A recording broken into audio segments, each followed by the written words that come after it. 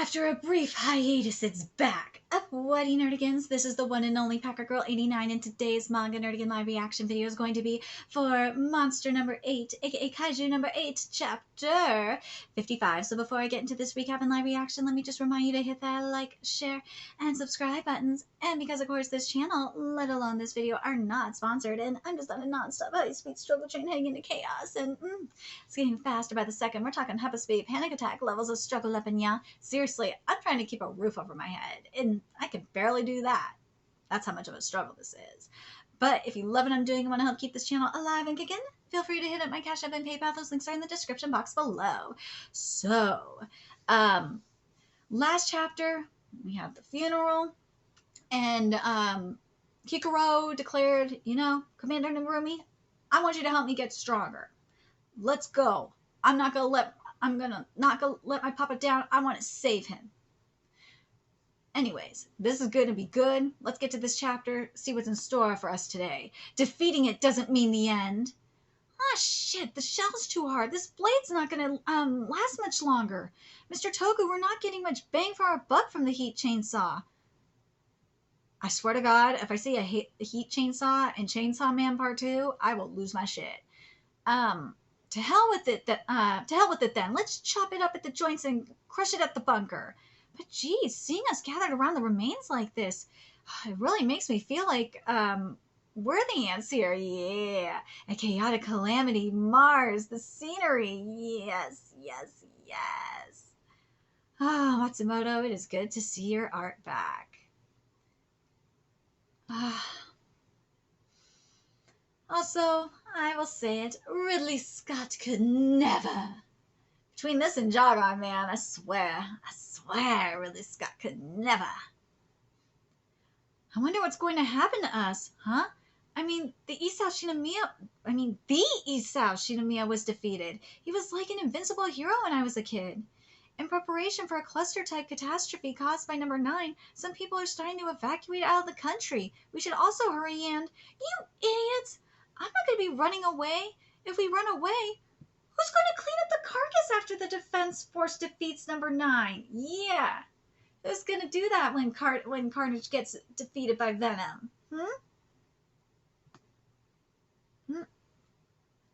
Mr. Toku can be cool sometimes. Even though he's a drunkard, even though he's a killing addict who's borrowing $500 from me. Shut up. There's no way Japan's defense force is going to let this go. Hell no. They ain't gonna let Carnage go free. I'm still waiting to see when Venom gonna, use the monster weapons. Oh, I can't wait.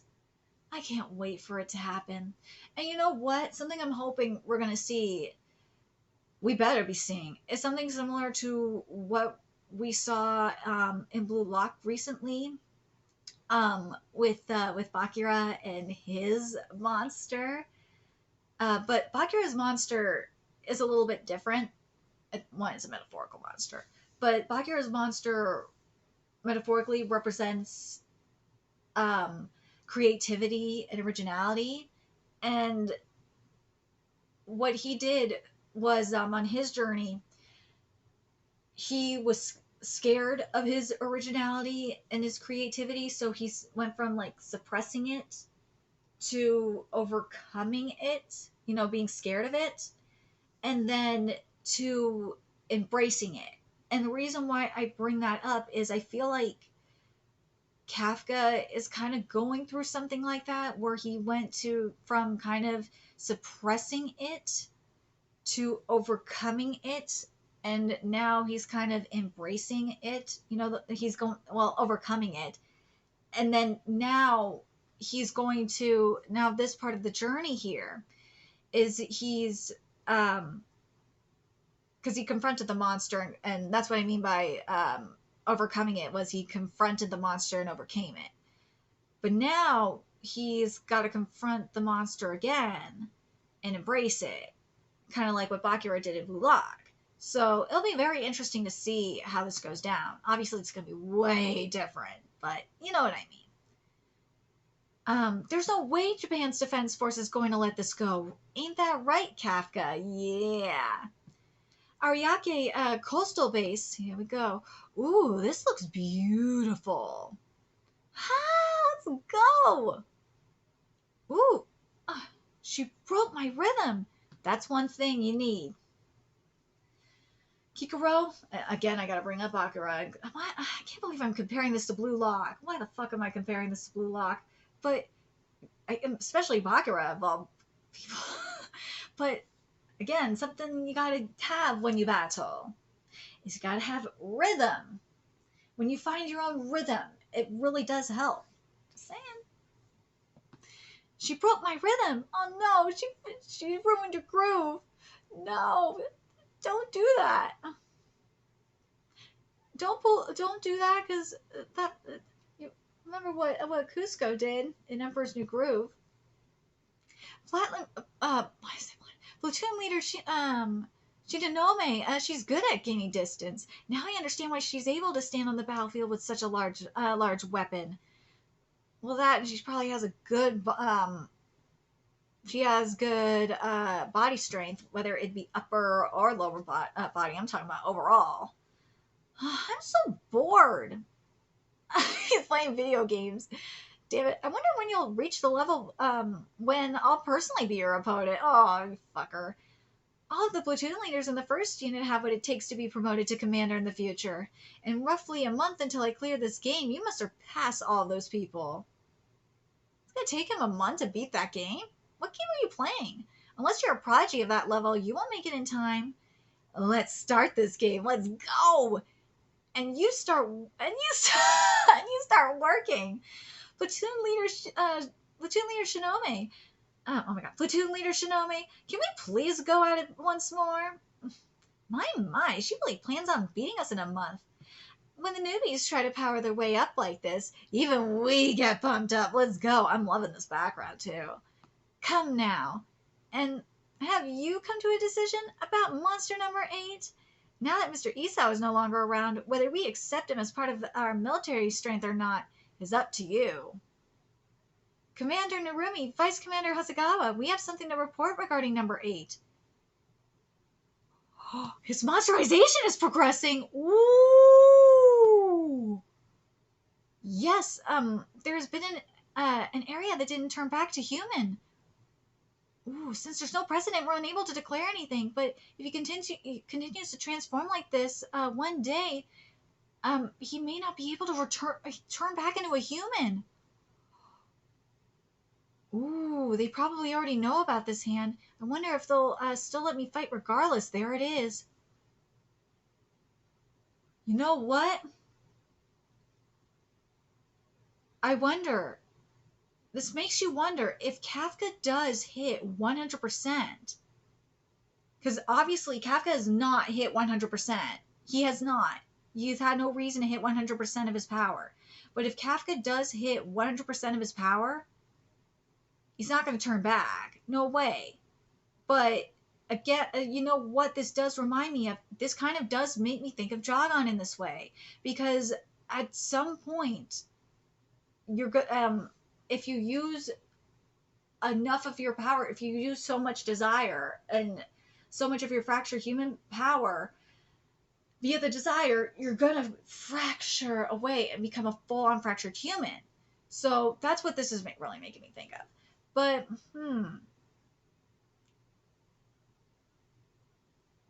But there's gotta be a way, again, there's gotta be a way for Kafka to embrace, similar to like Bakura, to embrace the monster within him so he doesn't completely change into a monster. There's gotta be a way. He's gotta confront the monster within him. He's gotta. I don't ever want to see my comrades being hurt again. I have to defeat number 9. Here we go. I'll get straight to the point. Yep, I can't let you stay in the defense force. You should know the reason why.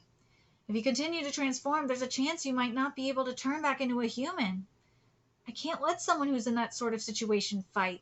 I knew it, but even so, keeping that in mind, let me just tell you one thing. Lend us your strength, Kafka Ubino.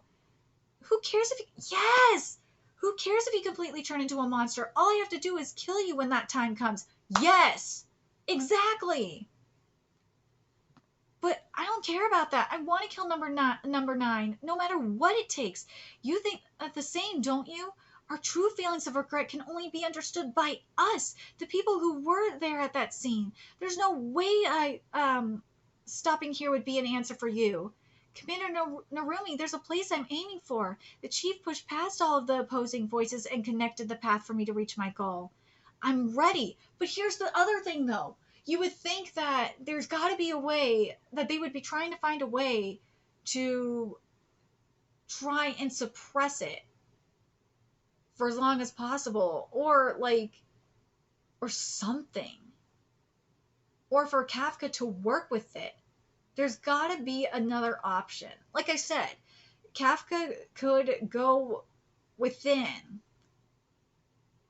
and talk to, and I know talking no jutsu, but talk to the monster within him and see what's up and work with it and embrace it. I see. Then come, from here on, it's our turn. Ooh, let's see. Tachikawa Tokyo, you're finally awake. You've been sleeping well. Monster number 10! Ooh, monster number 10. All right. The material witness is that is the monster that attacked the third unit. So the monster's still alive. Oh. This is going to be very interesting. This will be very interesting. Holy shit, this motherfucker kept monster number 10 alive?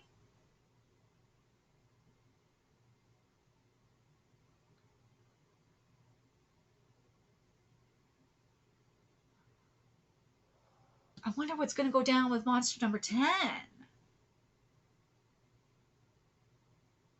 This will be interesting. Are they going to make monster... I wonder if monster number 10 is going to talk... if monster number 10 knows anything about the monsterification process. You know what? This is what I'm thinking of right now, because this is kind of what it makes me think of as well. Not just Jogon. It kind of makes me think of the Dragon Slayers up in Fairy Tail, the dragonification process, because they kept saying that at some point the Dragon Slayers were going to turn into dragons, kind of like with Acnologia, but they found a way for where they wouldn't turn into dragons. They did. And I wonder if it's going to be the same thing like that here. I do. There's got to be a way for this. There's got to be. Whether it's like Kafka eating the flesh of a monster, or whether it's, orally, or just absorbing, or using the monster weapons. Just something tells me that's what this is setting up for, is the use of the monster weapons. But I still stand by what I said, is that Kafka's got to confront the monster within him. Because we've seen the same thing with series like, oh god, what's the other one? Like with Ao no Exorcist, where Rin was gonna just become like a full-on demon and rampage and just lose control and all that shit. But did he turn into a demon and rampage for a bit? Yeah, but he got it he's locked it up. He hasn't fully embraced it yet. But yeah, and we've seen it with Twin Star Exorcist with oh my god, Benio becoming the Great Yang, with her becoming the Great Yang, and Roku becoming the Great Yin. We saw that too. So I'm just thinking, there's got to be a way for where this happens and Kafka retains his humanity, which is definitely possible. Or Kafka still remains a human, and can still transform. There's got to be a way for this. There has to. But I do like that what Narumi said, that, I'll be, if you go full on monster and rampage, I'll kill you. No problem. The other series I just thought of too, where this happened as well, Claymore. Same fucking thing happened in Claymore. It did. And they defied it as well. There's always a loophole. There is. Yes, you can monsterify, sure, but you can also retain your humanity. There's always a way out. There is. There's always a loophole. Always. It's not just, bilateral way of thinking. Nah. There's always a third option. There is. There's always a way. There's always a way.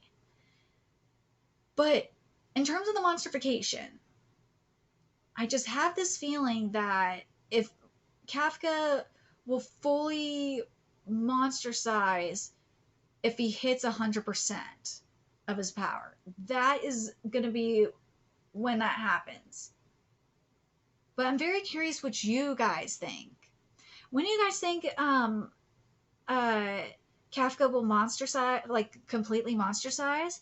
And do you think that we'll have a situation here where if he does monster size, that there will be a way for him to retain his humanity by maybe like embracing the monster within him?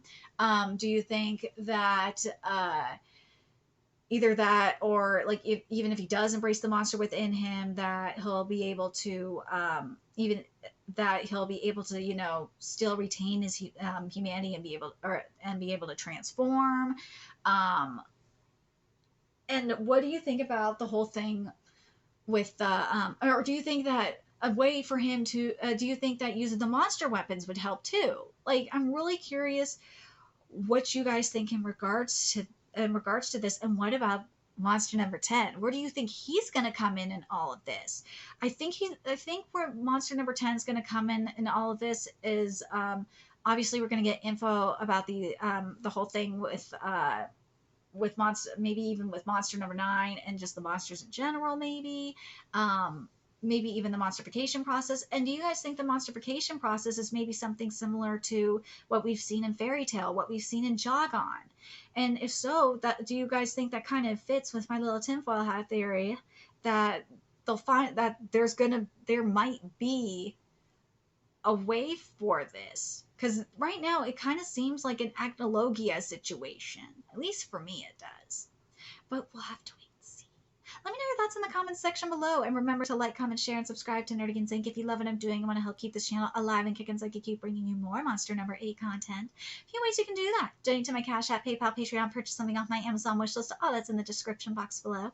Also, make sure you follow me on Twitter, Twitch, Discord, friend me on PlayStation Network. That's in the description box below as well. Until next time, Nerdigans, I will be seeing you later. Bye.